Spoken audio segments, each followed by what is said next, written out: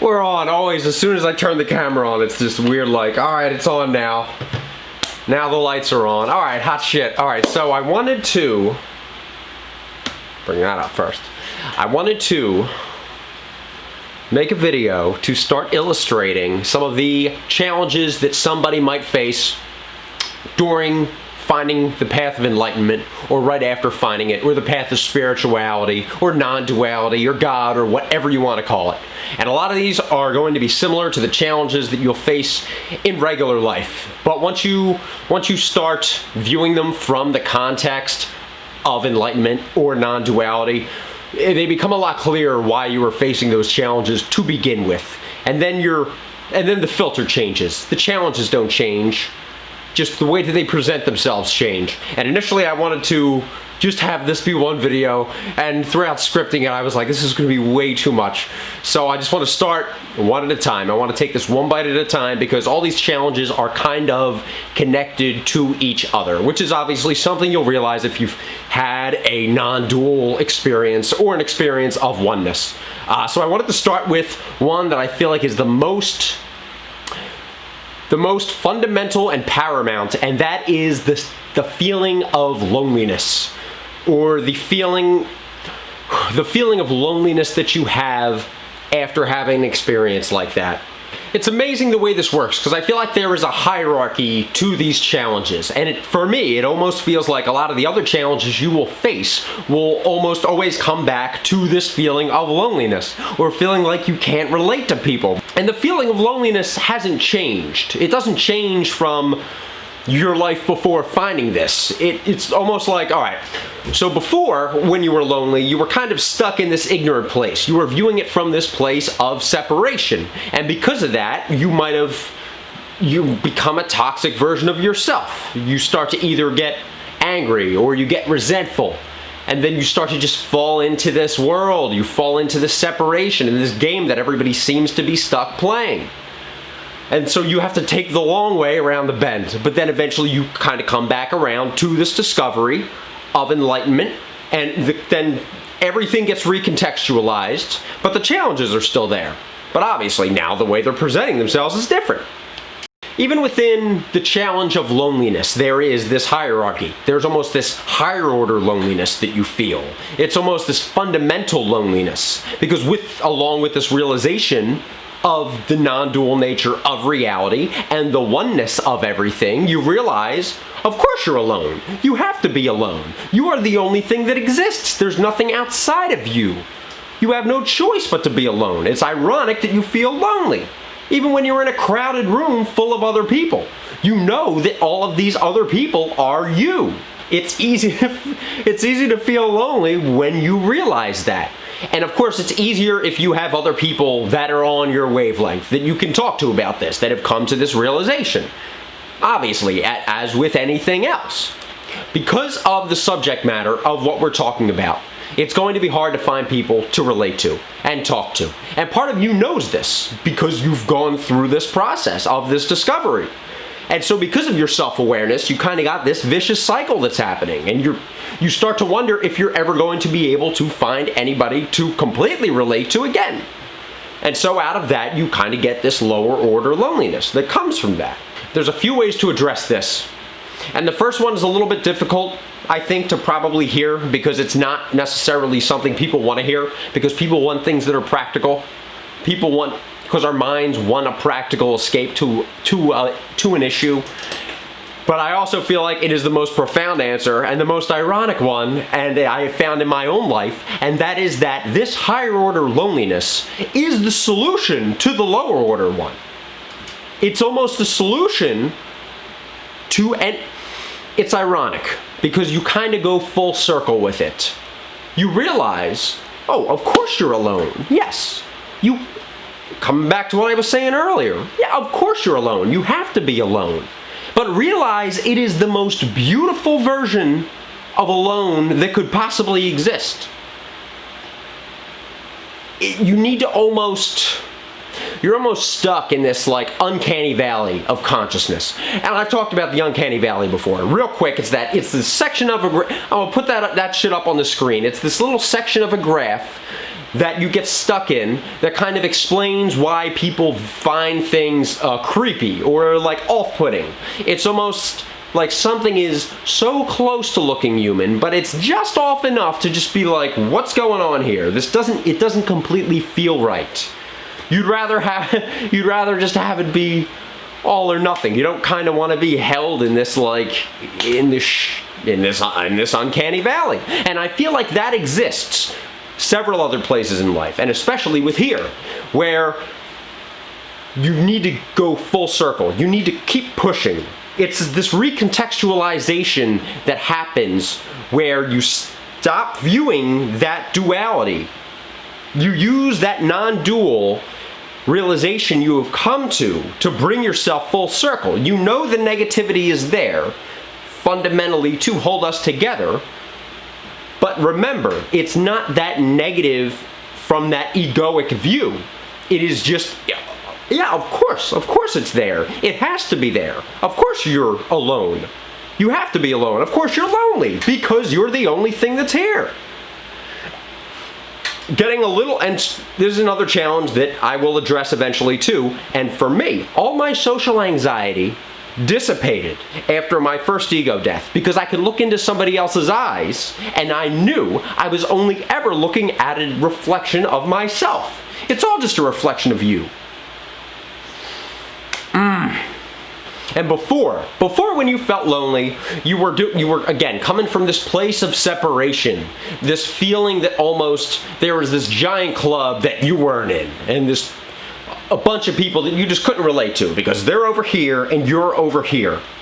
And now that you know that you are them and it is one, you can get yourself out of that feeling.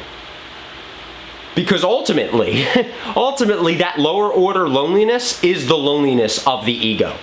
It is the feeling of that thing that will never be full, that always wants to be able to relate to people, that is always looking for gratification and validation outside of itself because it doesn't know that it is already whole. And the act of you slipping into that lower order loneliness is the act of you kind of getting distracted from the truth that you held at one time. And this is where meditation will help, because it becomes very meditative to always be focused. As soon as you get distracted, no, bring yourself back. You know what's true. Bring yourself back. You know what's true.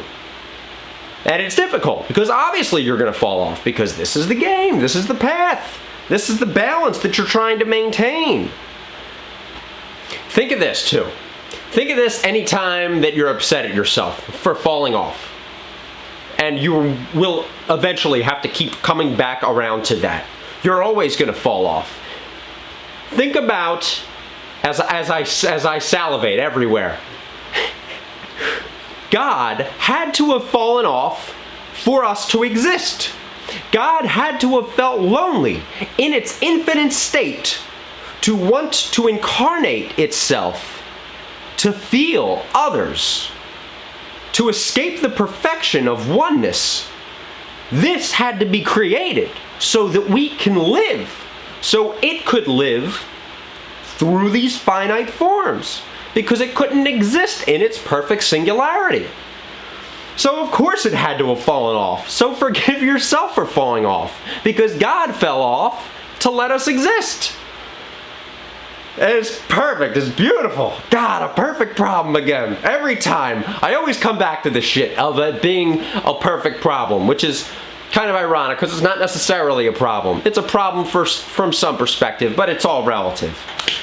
I take a lot of solace in viewing this loneliness as being very ironic, and that's kind of my position that I hold with a lot of other things in life. And I'll point them out as they come up, because I find the fact that people get lonely to be ironic, because if they knew that they were infinitely alone, I don't feel like that not necessarily I don't feel like they would be lonely, but their loneliness would get recontextualized. They'd remember, oh, of course I feel lonely, I'm the only thing here. But, okay, as I was saying before, the ego doesn't want to have to hear that. We want a practical solution to these things. So, onto that shit. How do we have the logical mind feel good? What did I tell myself to tell you guys? I feel like it kind of depends on who you are feeling lonely around, and there's going to be a few stipulations to a lot of this because we're kind of getting out of the realm of enlightenment and spirituality and getting more into just general life advice, because this is the advice that I feel like I would give any kind of lonely people. And starting with the easiest stuff first, it's like your friends. Are you feeling lonely around your friends? And then you need to ask yourself first, do you feel like they're supportive friends? Or do you think that they are toxic people? Are they good for you? And assuming that you have come around to this discovery, you will also be self-aware enough to kind of know when people are being toxic and when people are just lower vibrational people that you feel like you just need to stay away from. Unless, of course, part of you is kind of still looking for that validation, which is still you coming from the ego. But nevertheless, there's always going to be these levels. You're constantly going to try to be dialing in. Other challenges for other times, other videos, of course. If you do have supportive friends and you're just still looking for people to be talking to this about, and people to be able to actually feel like you can relate to, it's probably going to be time to just actually take action and push yourself outside of your comfort zone and coming to conquer any kind of anxiety you have about leaving your comfort zone, which might be why it took you so long to get out to begin with. But hell, start to go out. Try to find, there's websites for meetups, for looking for people that are after the same thing. Even if it's not spirituality specifically, look for a group that you might find open-minded people in that are into other things that you are passionate about. And then kind of find something where there might be some crossover. Because I think about it like this. If it's such a small percentage of the population that's looking for this, it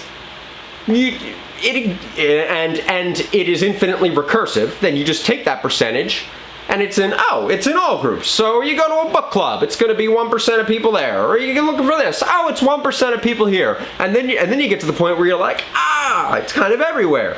And talking about the stuff is going to be another challenge, because ultimately you're going to realize, how do you explicitly talk about infinity? You can't, because you can't step outside of it. Don't want to go down that hole yet. But you're going to start to, after a while, get better at dropping hints, and you're going to be able to start to see people, and you're like, I think you might know what this is about. And I've said that to people. I've said that to people before, where I'm like, you strike me as somebody that's very aware of what we're in the middle of. And some people are going to be, and one dude said to me, he's like, man, I've been awake since the 80s. And I'm like, God damn. Beautiful. And then you start to not feel as lonely. And then after you come away from interactions with those people on your daily life, you're just like, yeah, we're getting there. I'm not alone. We're doing good. And also through this, you're also getting involved in things that you're passionate about. You're kind of trying to find your path. And everything kind of works together. It's almost ironic too, kind of turning your dials down and stepping away from constantly trying to force and find people to relate to. You go out looking for something else, finding other things you're passionate about, and through that, you might come around to finding other people, just by virtue of doing... Something is trying to direct you, and I believe that is the case. Something is trying to direct you to these people and to this realization. And if you let it do it, and you stop fighting so much, and you stop giving it so much resistance, let it dial you in. It's a give and take, obviously. I don't know that it's 50-50 exactly, but let it dial you in. And it's almost ironic, because that's kind of how I found this path to begin with. I wasn't looking for it. I just wanted to get better. I wanted to kind of master myself as much as I can.